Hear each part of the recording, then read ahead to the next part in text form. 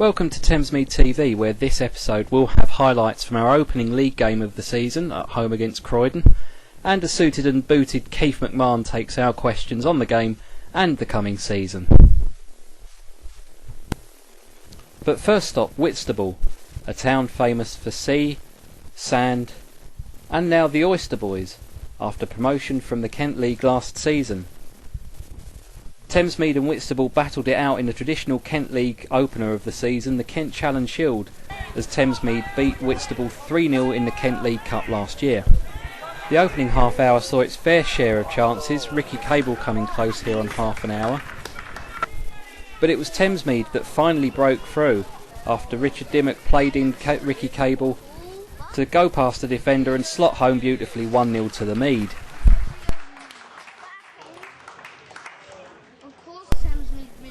However, things got worse for Thamesmead from here, as Whitstable scored 3 goals before half-time. The first one, a free kick from Stuart King, who was brought down on the edge of the area by Dean Keeley, stepping up and slotting home low.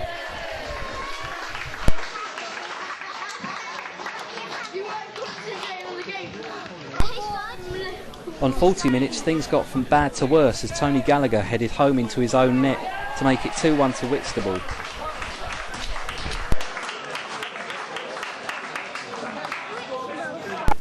Whitstable made it 3 on the stroke of half-time as Mead failed to clear their lines from this corner.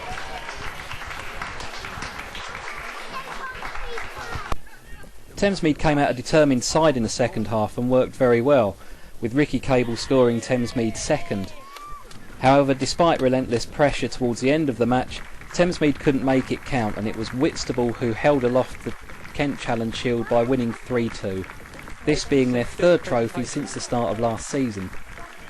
Good luck to them in the Ryman League. But now we move on to our opening game of the season at home against Croydon.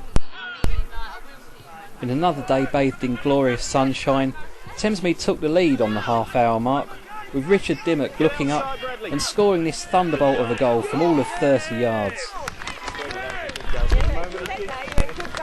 No chance of the big man getting crushed under the celebrations.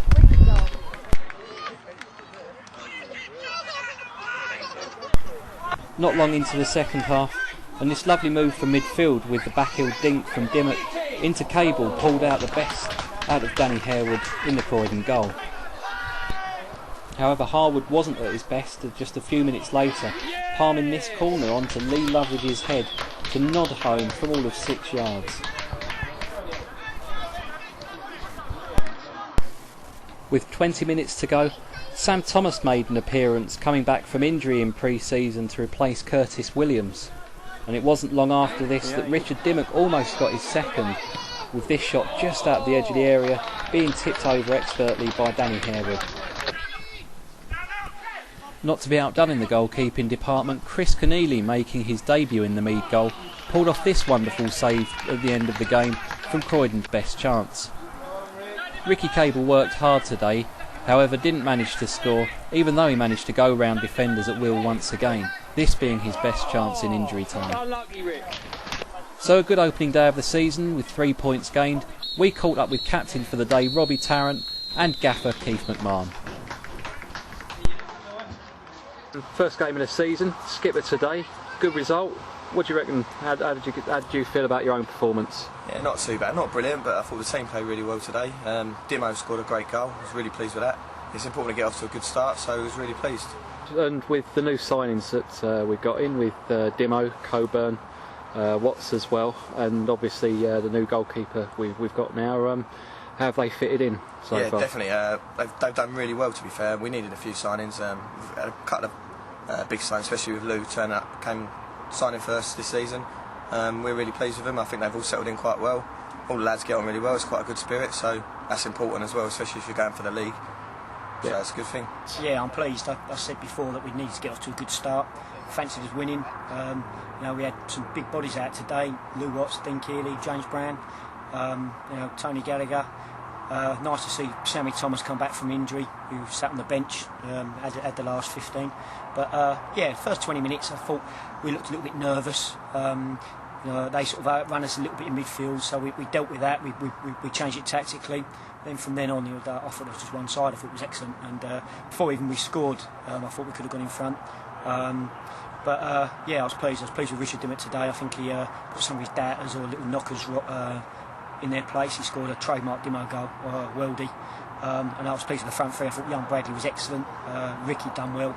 And then obviously, I thought Pedders and the three at the back I thought was excellent.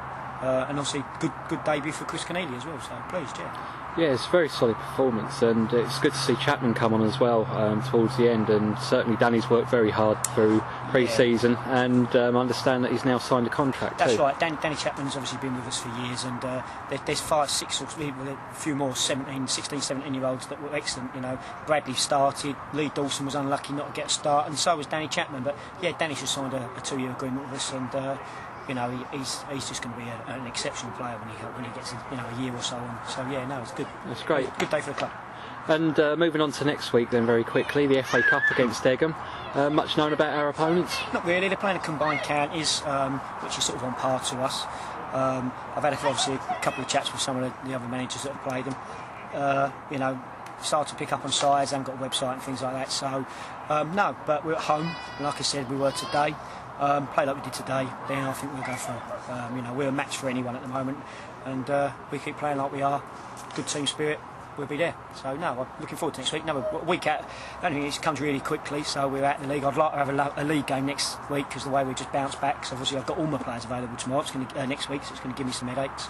But no, looking forward to it. I think we'll do well. So nice game after if we win. And finally, with some woeful defending, a lack of positioning and poor penalty taking like this, Thamesmead fans managed to lose to Greenwich Borough fans 8-3, and that was just on the day, in this match for the World Cup. Things were so bad that Keith McMahon got out of the stands and onto the pitch to score Thamesmead fans third. However, a good day was had by all, and just under £200 was raised for Greenwich Borough's fans' chosen charity, the Children's Heart Foundation. Thanks very much to them for a great day, and hopefully we'll try and get that World Cup back off you soon. Well, that's Thamesmead TV for this episode. Thanks very much for watching. Hope you've enjoyed it.